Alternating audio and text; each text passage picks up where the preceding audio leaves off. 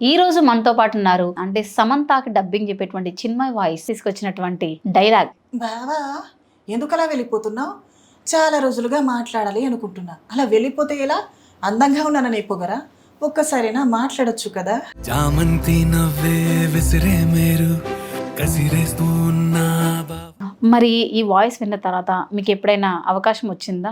ప్రస్తుతానికైతే అడుగుతున్నారు. ఒకవేళ గట్టిగా అవకాశం వస్తే ఖచ్చితంగా చేస్తాను.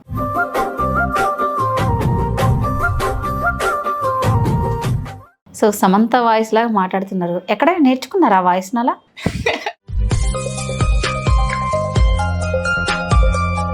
సీతారాం మూవీలో ఆ డైలాగ్ కూడా చాలా బాగా చెప్పారు. ఎక్కడ అంటే ప్రేమ కావాలి షోకి వెళ్ళారు కదా మీరు.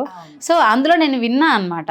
మా కోసం ఒక్కసారి రావయ్యా, నువ్వు రావడం లేదని మా భేరడు కూడా నీపై బెంగ పెట్టుకుంది. దాంతో పూలు పూయడమే మానేసింది. ఆ వంకతో సీతాకొక చిలుకలు రావడమే మానేశాయి. ఈసారి నువ్వు కాశ్మీర్ నుండి వచ్చేటప్పుడు నా కోసం వాటిని తీసుకొస్తావా? ఎప్పుడైనా కానీ భిక్షాటం చేసినప్పుడైనా షైగా ఫీల్ అవ్వలేదా? మనసు చంపుకొని వెళ్ళాలి. అసలు నిజానికి భిక్షాటనకి వెళ్ళేటప్పుడు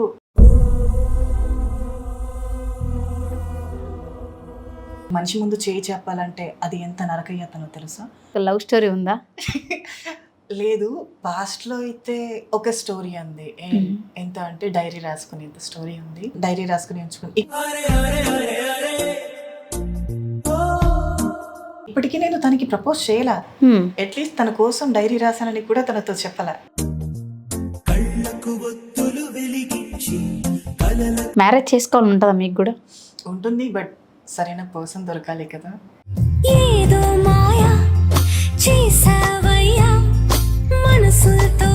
మీకంటూ ఒక ఫీలింగ్స్ ఉంటాయి కదా, ఒక పర్సన్తో ఉండాలి చేయాలి అని. సో ఎలాగో మీరు భిక్షాటం చేస్తున్నప్పుడు మళ్ళీ ఈ వేలు వెళ్ళడం తప్పు అనిపించట్లేదా?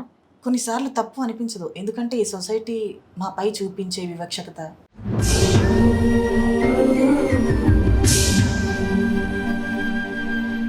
మా కోసం ఒక సాంగ్ పాడతారా? కాలం కదలికల సాక్షిగా ప్రేమై కదిలినది జీవితం, ఇకపై పదిలమే నా పదం, నీతో అటు ఇటు ఏ వైపు దారి చూసినా ఉన్నట్టుండి గుండె బంద